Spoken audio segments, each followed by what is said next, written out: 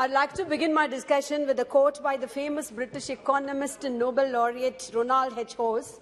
Once said, quote, "If you torture the data long enough, it will confess to anything," unquote.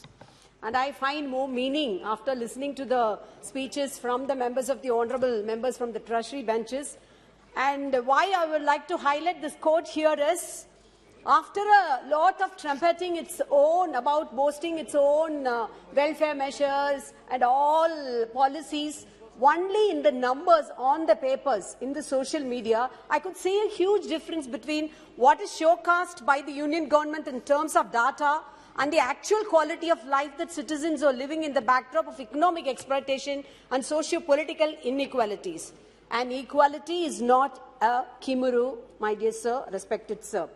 Sir, I would like to point out one important index. In the UN-sponsored Happiness Index 2022, out of the 149 countries, India sadly can occupy the 136th rung in the ladder. And why is it so?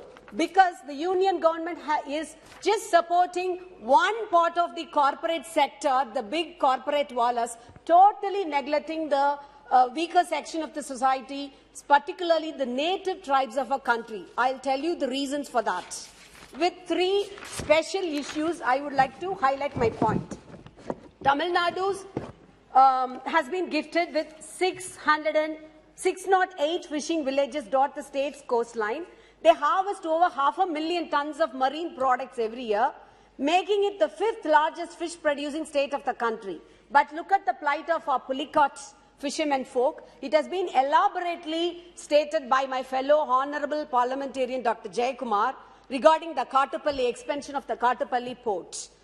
But for the persistent resistance by the Pulicat women, also the Tamil Nadu government's resistance, it would have been implemented by this time. And who is the beneficiary? The cat is out of the bag.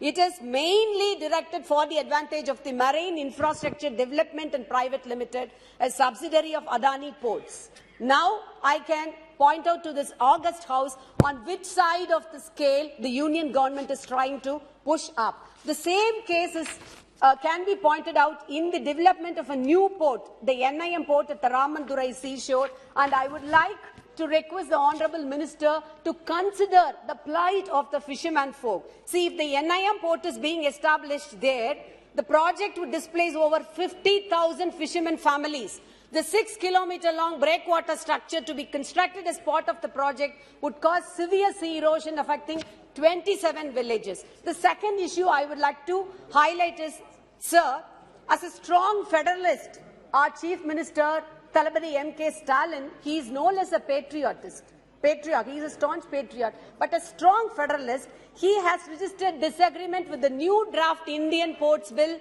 2021 a year ago, since the bill diluted the powers vested with the state. And the state governments will not have any major role anymore. The Ministry of Ports, Shipping and Waterways has framed the draft bill to modify the current management mode of minor ports, and thus our Chief Minister took up the issue with the Ministry for Ports and Shipping, strongly opposing such steps to reduce the autonomous role of states in regulation and management of minor ports. Our Honourable Minister was proudly saying that in London Museum, Indian ship is being displayed. As a proud Tamilian, we have a rich heritage history of Rajaraja Chola, King Rajaraja Chola, who had a fleeting warriors conquering the world with having the Tamil Nadu, the coast is a major shipping port, he was called the Sapta Samudreshwar. Exactly. Please. Thank you, Chairman, sir. And he was reigning supreme against, when Ashoka was here, he never submitted to him. Against Chandragupta Maurya, against Aurangzeb, okay. Rajaraja Chola was there. And as a proud Tamilian, I'm proud to quote him here. The third important issue is, say, the Sagarmala project. Much has been trumpeted about that. The ministry had projected the total requirement of rupees 690 crores under the broadhead Sagamala. However, only rupees 412.79 crores has been allocated. Even these 412.79 crores is not for the Sagarmala alone. This amount also includes allocation of rupees 52.789 crores for Andaman Lakshadweep harbour works for development of minor ports. What it effectively means is that against the projected demand of rupees 619 crores, of which every Treasury bench member has been trumpeting about, the allocation made, sir, 1 minute, to the Ministry of Shipping, Ports and Waterways flagship program Sagarmala is nearly 360 crores. It is just 52.17% of its projected requirement. Sir, when multimodal transportation and Gati Shakti were the buzzwords of the Finance Minister's budget speech, this reduction in Sagarmala reeks of hypocrisy and lack of real intent on the government's part. Our Prime Minister has tweeted about the country's economical, industrial progress with all the numbers, rosy numbers. But I would compare it with the Goyabel's data. Out of the 44 Sagarmala projects under various stages of development, no funds have been released for as many as 31 projects. Sir, I would like to conclude with a quote by C.D. Burns. I quote, "There is a vast difference between giving out of benevolence and supplying a legitimate demand."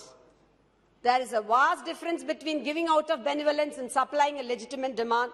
I would request the Honourable Minister and the Union Government both should balance both these two aspects, benevolence as well as supplying a legitimate demand, and deliver its goods to the public, not merely as a benevolence, but as a due right of the people. Thank you.